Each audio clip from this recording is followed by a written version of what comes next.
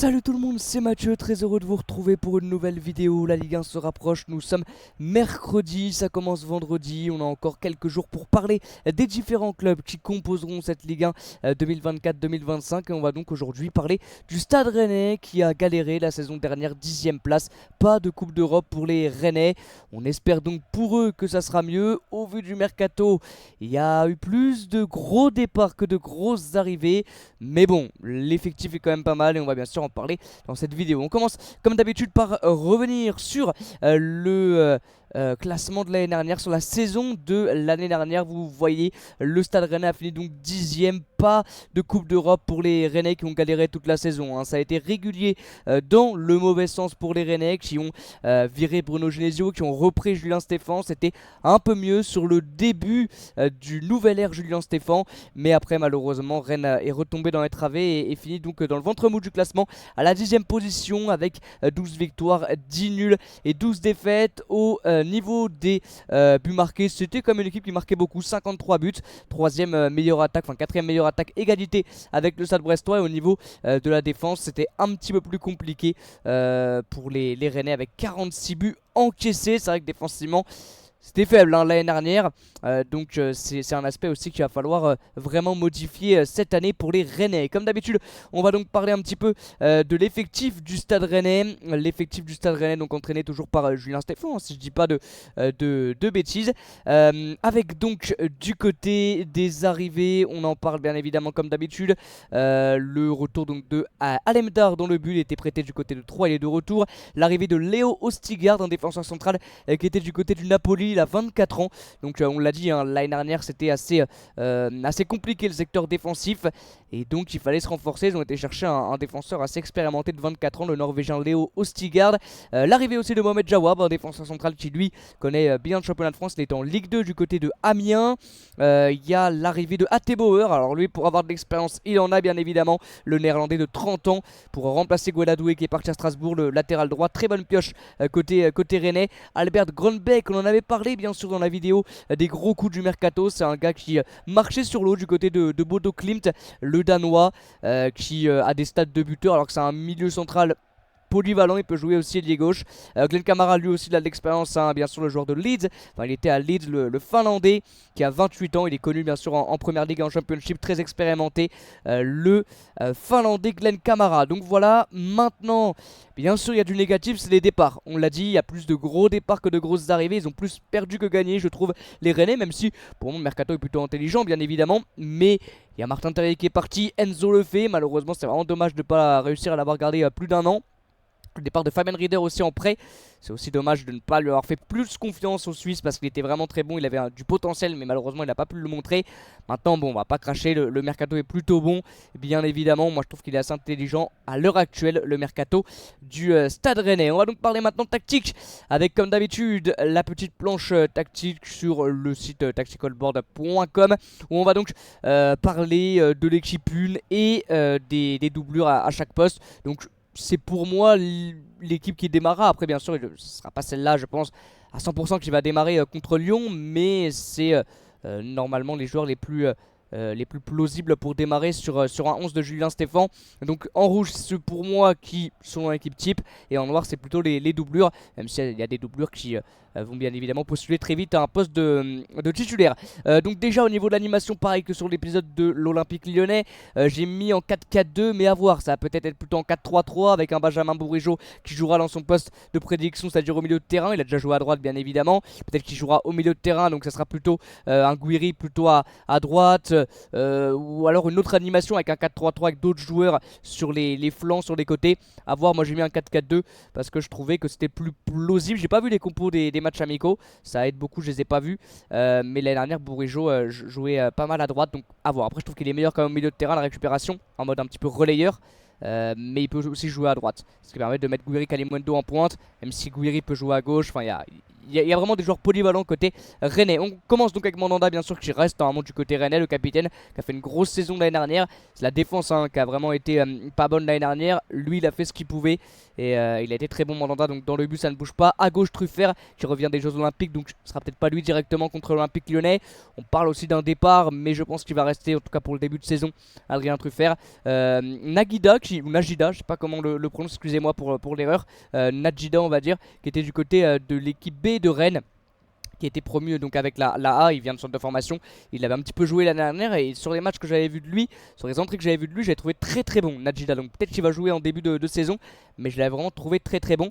À droite Ateli Bauer, je pense qu'il va commencer en titulaire, et puis Assignon qui revient de près, Laurent Assignon avec le départ de Gueladoué, Ateli Bauer sera je pense le latéral droit titulaire. En défense centrale, Théâtre, il essayait aussi avec son expérience de tenir la baraque l'année dernière, c'était un peu compliqué mais c'est pour moi le meilleur des défenseurs centraux rennais l'année dernière.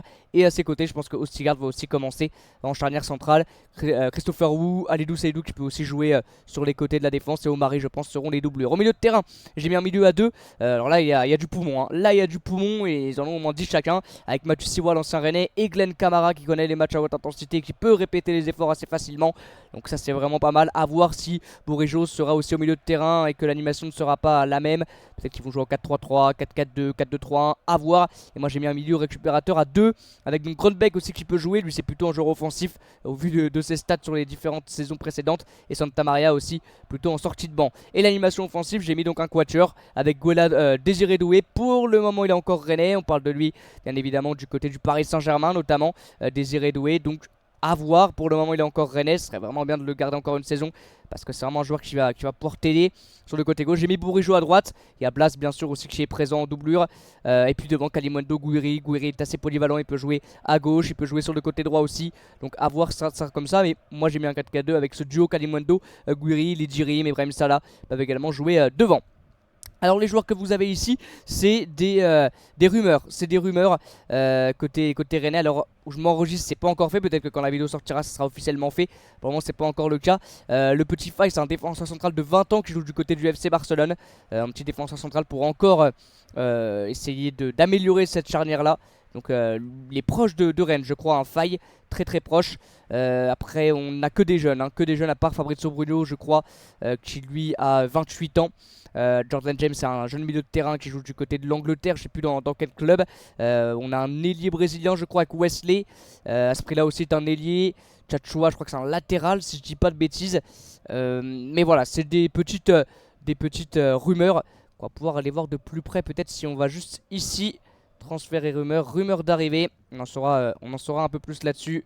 Avec donc, vous le voyez, Faye, donc le joueur du FC Barcelone, 20 ans, qui est un défenseur central. On parle de lui à 10 millions du côté de Rennes. Jordan James, donc, qui vient de Birmingham City, c'est bien ça, pour 4 millions et demi à peu près. C'est pour le moment la probabilité la plus haute, 73% de probabilité de voir Jordan James à Rennes l'année prochaine. Voilà, c'est un milieu de terrain que je connais absolument pas. Là il y a de l'expérience avec le Brésilien de 28 ans, défenseur central également. Ils veulent encore continuer à améliorer ce poste là avec Fabrizio Bruno. À ce prix là, donc lui c'est un ailier colombien. Je crois que je l'ai déjà vu jouer lui, à ce prix là, qui était du côté de Watford. Je crois que c'est un joueur assez rapide, assez puissant pour 9 millions. On a Tchatchoua que je connais pas non plus, qui est un Camerounais de 22 ans qui jouait du côté de l'Hellas Vérone. Et Wesley, un ailier gauche. Alors lui je crois que j'en ai déjà entendu parler. Un très très bon brésilien, un ailier gauche également en arrière droit pour Jackson Tchatchoua. Voilà, donc pour le moment c'est pas encore fait, mais ça serait intéressant d'aller encore chercher un défenseur central et un joueur de côté, parce qu'on ne sait pas si Doué sera encore rennais l'année prochaine. Alors maintenant du côté de la place, quelle place va aller chercher le Stade Rennais l'année prochaine? Cette année pardon, l'année dernière c'était une 10ème place. Comme avec Lyon, je pense qu'ils vont pas réitérer la même saison que l'année dernière. Bon, Lyon à la fin a réussi à aller chercher l'Europe, c'était pas le cas de Rennes qui joue pas de Coupe d'Europe cette année. Et les Rennais, je pense cette année vont faire une large meilleure saison, même si ils perdent quand même gros avec Martin Terrier, Enzo Lefebvre, Fabien Rieder, etc. Peut-être qu'ils vont perdre Doué également.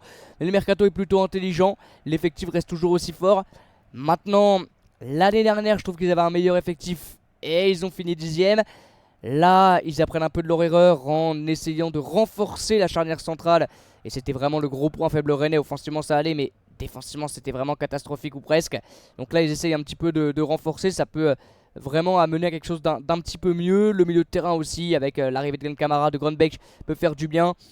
Donc à voir sur les dernières arrivées, dernières recrues, mais au niveau du mercato je trouve que c'est assez intelligent. Donc pour répondre à cette question, à quelle place va finir le Stade Rennais en fin de saison, moi je dis mieux que l'année dernière. Je vais pronostiquer un petit top 10. Et pour l'Europe, c'est compliqué, très sincèrement. C'est très dur pour l'Europe. Très dur, comme je le dis à chaque fois, par rapport à la concurrence, par rapport à l'effectif, par rapport à d'autres équipes. Ça va être très dur d'aller chercher l'Europe. Ça va se battre jusqu'à la fin. Mais je vois une 7ème, 8ème place pour les Rennais. 7-8 dans le bon wagon. Mais compliqué pour l'Europe. Hein. Encore compliqué pour l'Europe, pour les Rennais. Au vu des concurrences énormes, de la concurrence énorme qu'il va y avoir cette année. Voilà. Merci beaucoup d'avoir suivi cette vidéo. Comme d'habitude, je ne sais pas s'il y aura encore une vidéo sur ce thème là, parce que quand la Ligue 1 va commencer on ne fera plus ça. Peut-être qu'on va encore en faire une sur Lille, parce que j'ai préparé la Minia, mais sinon je ne sais pas si on va s'intéresser à d'autres clubs en particulier. Merci beaucoup d'avoir suivi cette vidéo. Dans l'espace commentaire, n'hésitez pas à me dire pour vous dans quelle position va finir Rennes l'année prochaine. A très bientôt les amis pour de nouvelles vidéos et de nouveaux lives. A bientôt et ciao.